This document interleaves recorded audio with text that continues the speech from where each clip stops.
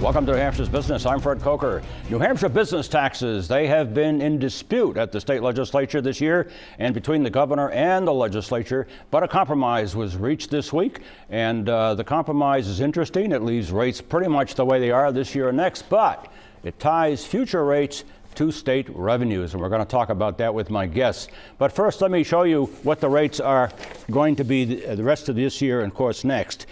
Business profits tax is 7.7% for 2 years, and the business enterprise tax is 0.6% for 19 and 20.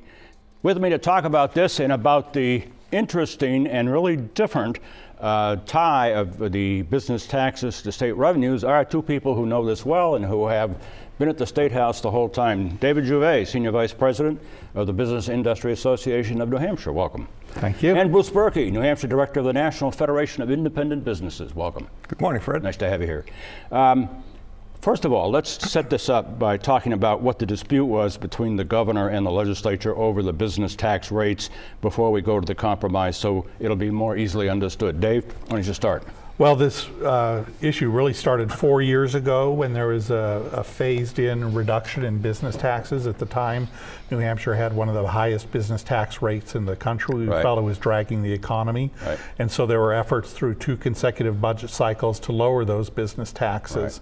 This year, there was a change in power at the State House, and Democrats, who now controlled both the House and Senate, thought that the state was losing revenue from business taxes and were seeking to increase them. The governor felt differently, and ultimately when the budget was vetoed, that set up the situation for where we are. Where the compromise was this past week. Bruce, same question.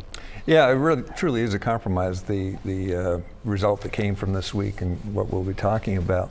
But you know, at the beginning of the 2019 session, when we were looking at 4 and 5, 6 different bills that would have increased both the BPT and the BET, the compromise that came out this week is well, let's go to part of the compromise, which is the interesting part, I think, because it ties state business tax rates to state revenues. And here's the first one. New Hampshire business taxes can go up in 2021 if the general education fund revenues are below plan by 6%.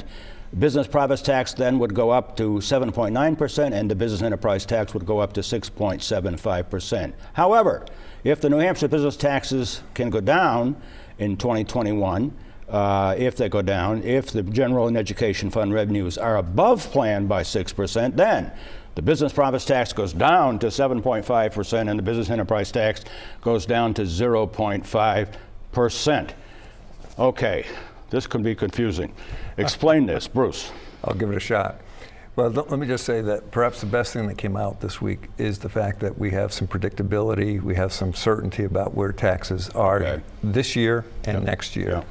And with the potential changes that you've described, we need to, it gives the businesses a chance to plan. Who's going to make this decision, Dave, about where those rates are based on the revenues? The legislature, I assume. Well, in a sense, although the decision will be made on the state revenue report that's produced by the Department of Administration once they've had the accrual and auditing process. The numbers are there, and we'll be able to judge where we're at. The danger in this is that... I was going to ask you that. The danger in this is a lot of this will be dependent on the economy. If we've had a very strong economy, it's continuing to chug along. And if that continues, we shouldn't have a problem reaching those thresholds. If the economy falters, then we might be looking at trouble.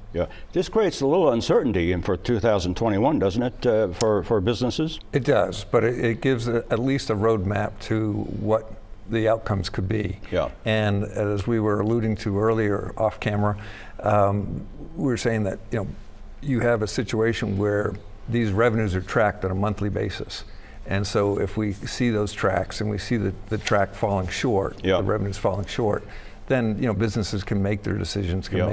Let me just quickly go to this last graphic. It's the comparison of the states and their corporate income tax rates in New England states. Connecticut at 9% is the highest, then Maine at 8.93, Vermont at 8.5, Massachusetts at 8, and New Hampshire at 7.7, of course, as we said currently, and then Rhode Island at 7 at the lowest. And of course, those rates are made up in different ways in those states, but those are the numbers that are current. I want to thank my guest, all too short on a very complex subject, but Dave Juve, Senior Vice President of the Business Industry Association, and Bruce Berkey, who is State Director of the National Federation of Independent Businesses. Thanks. Thank you, Brett.